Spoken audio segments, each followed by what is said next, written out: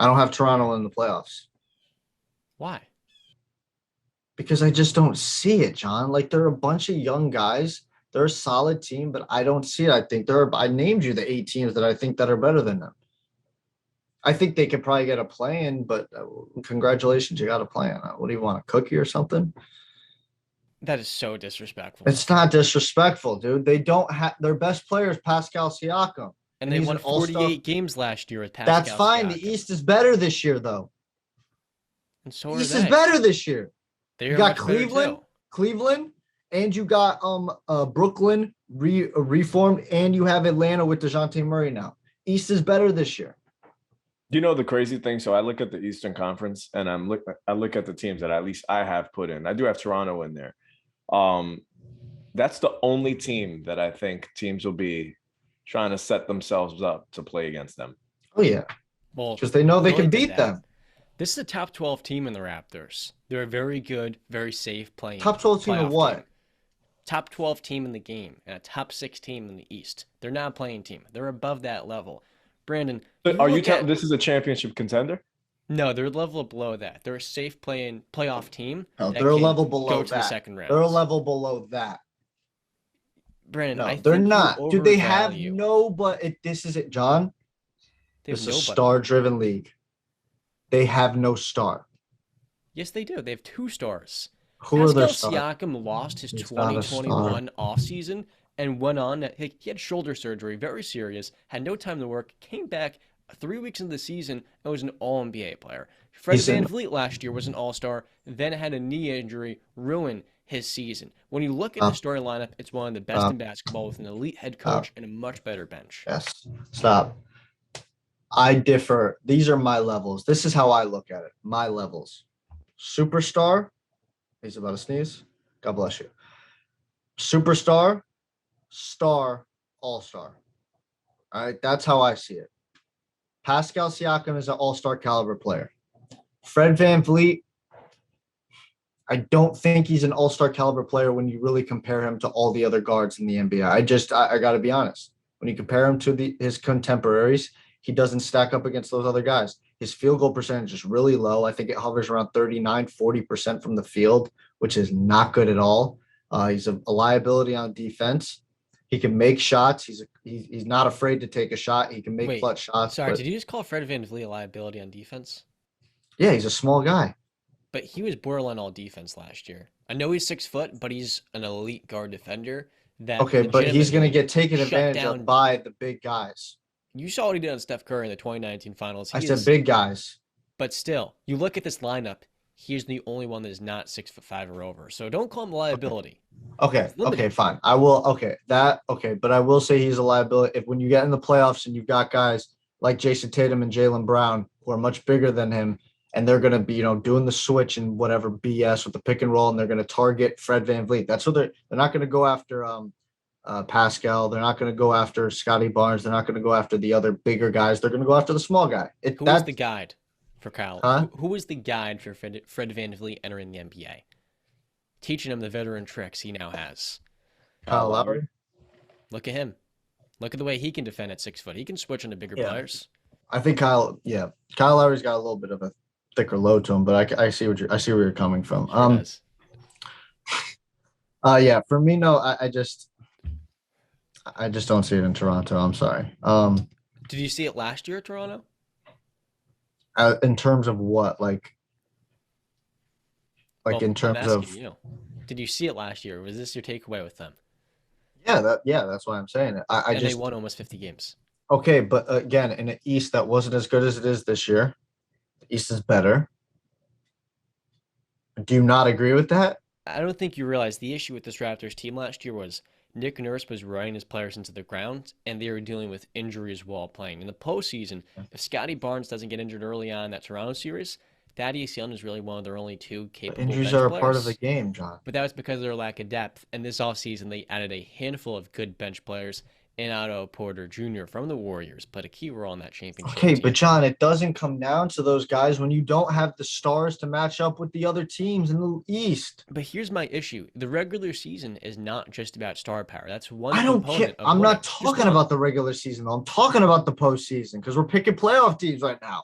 I'm talking about the But you postseason. had the Raptors missing the playoffs. You said they were a playing team and nothing more. This episode is brought to you by our friends at BetStamp. When it comes to sports betting, you want to maximize your return. And what BetStamp is committed to is providing you with the best odds because you want to have versatility in the sports books you can take a look at. When it comes to visuals, graphic representation, and even custom betting trackers to help you stay in the game, you're going to be involved in the right way. You're going to stay educated, know the exact market, and make the most money that you're putting in. So be sure to download the BetStamp app and use our referral code at WiseGuys, WISCGUYS. And as always, back to the show. That's where I see them. I mean, okay, listen. Can I see the Raptors taking Chicago's spot in the 8th seed? Yes, I will give you that. I could see them taking that spot, but I don't think they're going to take off Atlanta, Brooklyn, Cleveland, Miami, Philly, Boston, or Milwaukee. None of those teams, I don't think they're taking those spots. I'm sorry. I think Toronto's ceiling for me is at the 7th seed. Okay. I just don't feel like you guys see the vision in Toronto, what they're building. You're laughing. What are they building? Because okay, is This is where Scotty the Barnes going to be a superstar? He's going to be a star. He's one of the top 4 players from his draft class. Now, I'm not the Okay, highest if he's a Scotty. star, right, then that probably means he's going to be more of a Robin.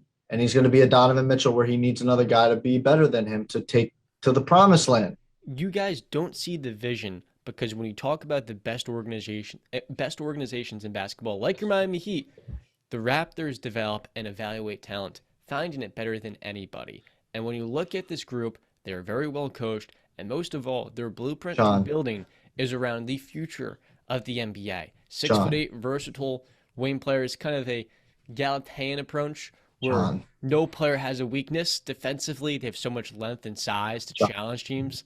Offensively, they have playmaking. They're going to beat you in the possession battle. They're going to get offensive rebounds, run in transition. They have shooting, they have firepower, and they have stars right now.